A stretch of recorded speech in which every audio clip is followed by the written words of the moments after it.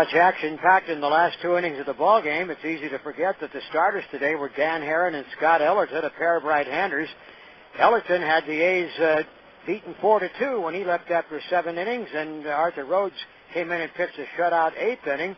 Herron today lasted 5 1/3 innings for the second consecutive start, and considering that he gave up 12 hits, the fact that he trailed only by a score of 4-2, I think, was a testimony to the fact that he exerted good damage control. He gave up a home run and 11 singles before the bullpen came into play, and Joe Kennedy gave the A's 2 2/3 innings of shutout ball, and then Houston Street finished up with 2 shutout innings to pick up the victory. Oddly today, Herron did not get the ball down, where his greatest strength. Normally when he's on his game, he's going to get a high percentage of ground ball outs. He got none today in his 5 1/3 innings, but he did get the majority of the outs in the air or by way of strikeouts. He struck out 7, so it was one of those odd games in which he never hit quite that rhythm, and the Indians at times seemed very comfortable and put a lot of good wood on a lot of those singles, and yet in the end didn't get enough to win it before it was all over. For example, in the first inning, 2 on and 2 out before Herron got Jeff Leifer to end the inning. And then the A's got busy in a hurry, and I think the fans here figured, well, they're going to come out of the chute and romp away with an easy victory.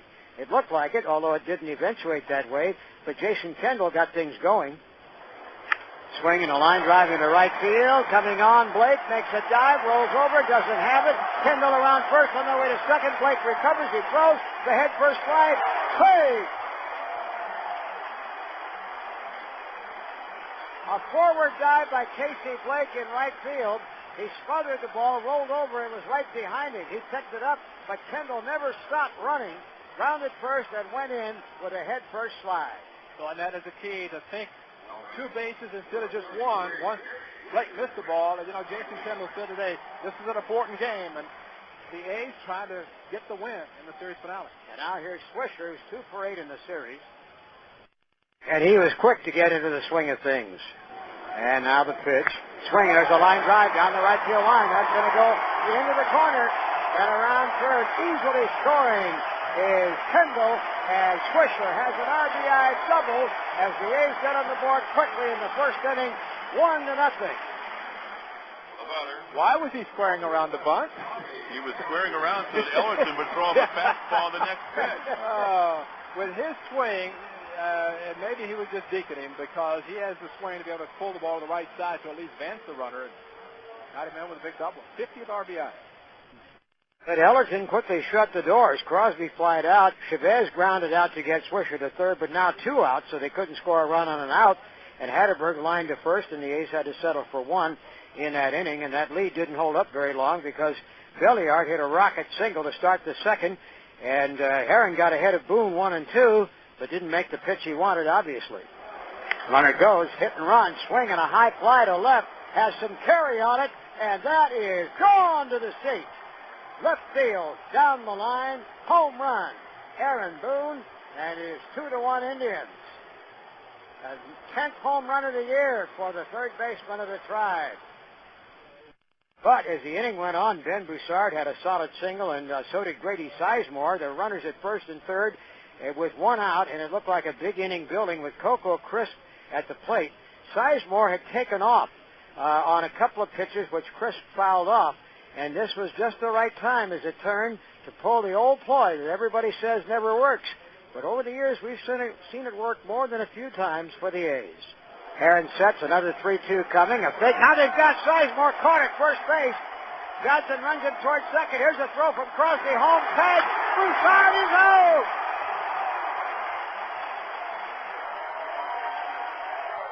The fake to third, the throw to first, hung out Sizemore, who was going on 3 and 2. Johnson ran him towards second, through to Crosby, who eyed Broussard streaking for the plate and gummed him down for Kendall to make the tag. And down to second is Sizemore. Well, Crosby did a perfect job once he got the ball. He looked at Broussard, hesitated, and then threw a perfect strike to Jason Kendall, who once again blocked the runner at the plate. That's such a fine bit of timing. Yep. You can't hesitate. Now Chris swings and misses, and Herron gets out of a tough jam with a ploy that everybody says never works. We've seen it work it up at Oakland. You're going to see it tried more often than not. 2 runs for the Indians. We go to the bottom of the second. 2-1 Cleveland. Heron kept it there through 4, but then in the 5th inning, Sizemore and Crisp opened up with singles back-to-back to put runners at first and second. Though Peralta struck out, Martinez was to be dealt with. Now the pitch to the left-hand batter. Line to right field, a base hit through the hole. Charging is Swisher. Here comes Sizemore to the plate. The throw, not in time. And it's 3-1 Indians. Sizemore too fast to really have a chance to get him at home plate, even though Swisher got to it quickly and came up throwing. And Victor Martinez drives in his 43rd of the year. And 2 fly ball outs by Heron, limited damage in that inning to 1 run. And when we came to the 6th inning, the Indians had a little bit more left to shoot at Heron, a Boone single and a 1-out single by Blake. And at that point, Ken Maka went to the bullpen for the big left-hander Joe Kennedy, who would have a very good 2 2/3 innings, but his first batter faced wasn't as satisfactory as the rest of his time on the hill. It was Sizemore.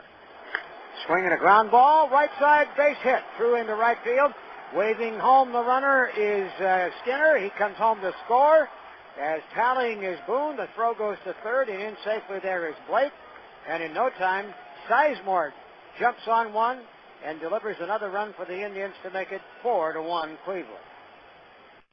And he then delivered 2 pop-up outs to Crisp and Peralta. Got out of the inning with no more damage. And when the A's came up at the bottom of the 6th, they made 2 quick outs before Kelty stepped in. Ellerton seemed to be moving along very nicely until Kelty interrupted it for the moment. There's a swing and a deep drive by Kelty, going back to right and gone at the 367 mark for a home run. Just out of the blue, Kelty turned on one and lined it out just to the right of the out-of-town scoreboard. And the A's creep back to within 2. It is 4-2 Indians. Handle Dan Johnson followed with his third of 4 singles this afternoon. They couldn't get him home or around any further than first base, and so it remained a 4-2 ball game as Joe Kennedy then settled in, as we mentioned, and pitched 2 2/3 innings of shutout baseball. The A's had to turn back 2 on and 2 out in the 7th inning, and Kennedy got that done. The A's didn't have anything really in the way of a threat against Ellerton, who finished up with a 1-2-3 7th, and against Arthur Rhodes, who pitched a shutout 8th inning. And by the time we came to the bottom of the 9th, Bob Wickman is out on the hill trying to duplicate last night's save, his 25th of the year. But the A's, after going quickly on a pair of ground balls off the bats of Hatterberg and Kelty, strung together the winning rally, and it started with Dan Johnson and I said winning rally, tying rally. It started with Bobby Kelty, and then it went to Dan Johnson, who escalated the attack. And Johnson singled, and the pitch. Over the third. Swing and a line drive, past Broussard, down the right field line. Sweeping around second, going to third is Kelty, and Dan Johnson, 4 singles and 4 at-bats, jumped on the first pitch. And as with last night, the A's get their first 2 men on. Last night it was first and second. Today it is first and third. And I had made a mistake earlier when I was looking at the 10th inning when I said the first 2 outs, 2 batters were out. There's nobody out here in the 9th. Just to unconfuse you a little bit, Jay Payton came up, and he had been hitless in the whole series. The pitch. Swinging a grounder. Base hit to left field. It's a 4-3 game as Kelty clutching the score, and there's nobody out in the 9th inning for the A's, trailing by a run.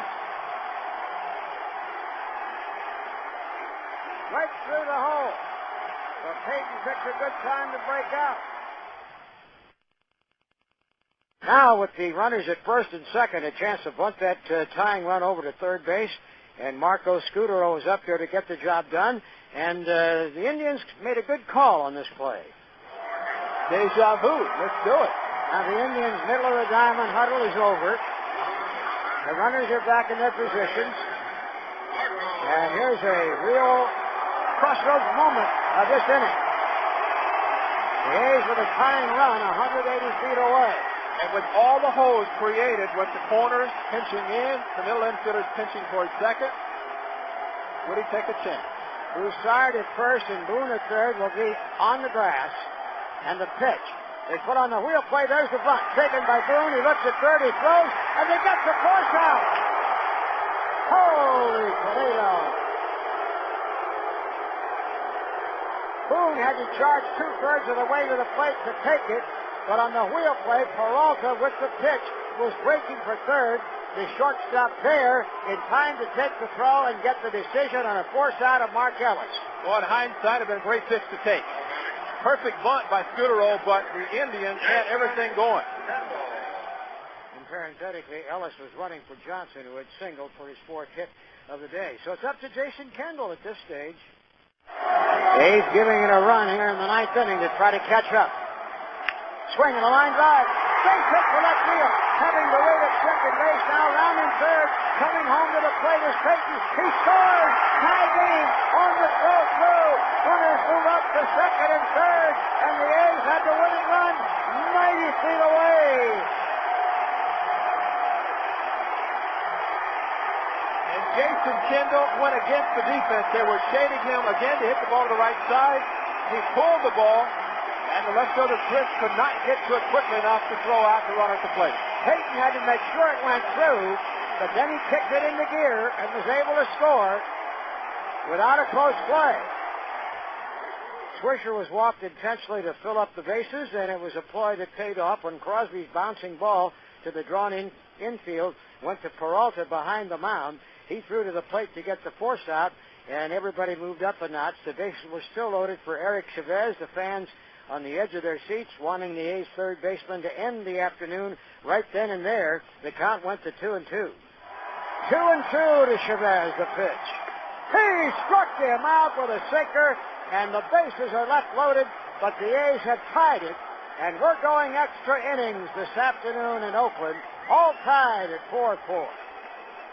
Street had pitched a 1-2-3 ninth inning, and then in the 10th he gave up a one-out walk to Boone, but came back to strike out Broussard, get Blake on a fly ball out, and get the A's into the bottom of the 10th. But that's when David Risky came in and threw 2 ground ball outs, and with 2 out, we were 1 out away from going farther when Ellis, who had entered as a pinch runner in the 9th inning, delivered a single to right field, bringing up Payton, who had broken out with that big base hit in the previous inning. And once again, Risky studying signs, has it. He's ready and delivers. Ellis not going. There's a line drive to left. Straight away. Bangs off the wall in 1 hop. Ellis to third. Held up by Washington as the throw is played back in by Chris. Down to second is Payton with a double. Runners at second and third in this tie game in the 10th with 2 out. And at one time, Ellis was not running. Yep. And Ron Washington had to hold him at third because the ball hit too hard off the wall and came right back to Chris. And that brought up Scudero once again with 2 out. And a situation where first base was open, they didn't necessarily have to throw a strike, but the count worked to 2-1. Scudero pauses briefly outside the box, now taps the bat on the plate.